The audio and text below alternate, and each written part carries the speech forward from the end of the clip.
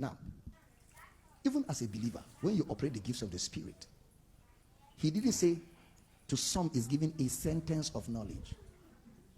He said a word of knowledge, word of wisdom, not sentence, not details of knowledge.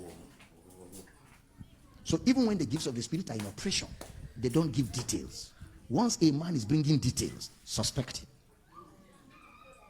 Why no details? Because it's supposed to be God won't expose your secrets to another person, because God has a responsibility to protect your privacy.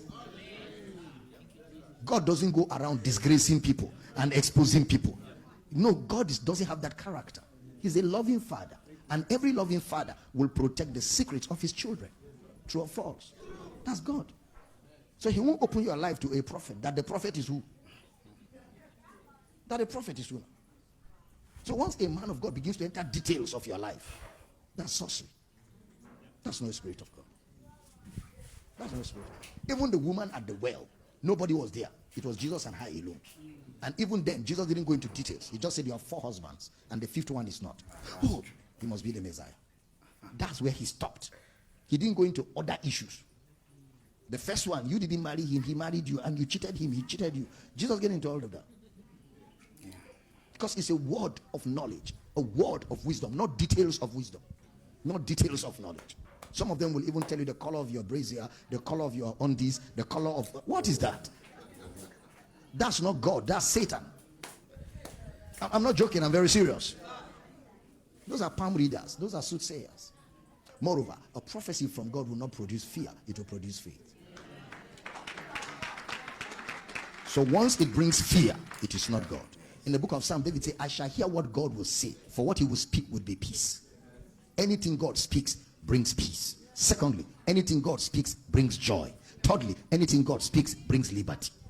Because where the Spirit of God is, there's liberty. So if you're hearing anything from God and your liberty is challenged, your peace is challenged, okay, and you're getting embarrassed, God does not embarrass people. So if a man of God is giving you a word from God and you're beginning to get embarrassed, know that God is not there. You remember this morning I told you, God protects, he does not disgrace. He will go out of the city to stop you, to protect your privacy. That's true. God doesn't behave like that. So those are the ways to look at it, and that's how to know it. So the prophet, the evangelist, the apostle, the pastor, the teacher has one responsibility only in the New Testament: for the perfecting of the saints, so that the saints can do the work of ministry. But the gifts of the Spirit, when they're in operation, do not disgrace, and they don't have details. They only give you pointers. Sometimes you hear a man of God will say, thus saith the Lord, I have spoken to you concerning those specifics. Then he may just say something like light. Don't be afraid, it shall come to pass. Now there are no details, but there's a clue that only you will know what he's talking about. Nobody else will know. Do you understand what I'm saying? That's how God speaks. He won't just say, you disobeyed me yesterday, and on the way your sins and iniquities, I will remember them again no more. So when there is a remembrance of mistakes, it's not God. One guy calls himself a prophet, and he was ministering somewhere where I was, and he says, right now I see myself 300 years ago in your village. I'm right in your father's house 300 years ago. Doing what? What are we doing with 300 years? Forget the things of old, for behold, I do a new thing. Why are you going to 300 years? So all of these are parameters, pointers to help you identify the Spirit of God from deception. Is that clear? And don't be intimidated by the popularity, the prosperity, the economy, the wealth, the affluence of a man of God. It's beyond that. It's beyond that.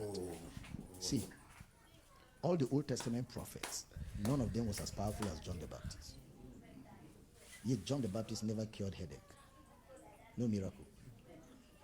But he was greater than all of them, including Moses. Moses, that guy was a big boy. You guys, Moses was an enigma.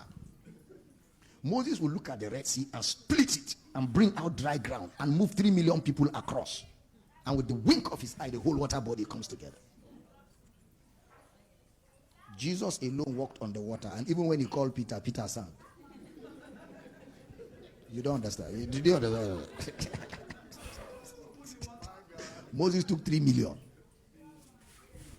Jesus he has to get fish and bread from somebody to feed 5,000. Moses just did his hand like this into the sky, and as he was bringing it down, manna was falling all over the sea. Moses was a powerful guy. I'm serious. But John the Baptist is greater than Moses, greater than Elijah, Jeremiah. All of them are juniors to John the Baptist. He's the greatest of the Old Testament prophets, yet he had no miracle. Now, so what makes him that powerful? I was asking God. Then God said to me, all the Old Testament people kept saying, thus saith the Lord, thus saith the Lord, thus saith the Lord. John the Baptist says, behold, see him. John the Baptist had the greatest prophecy among them because he was specific. See him here. What you guys are talking about, see him.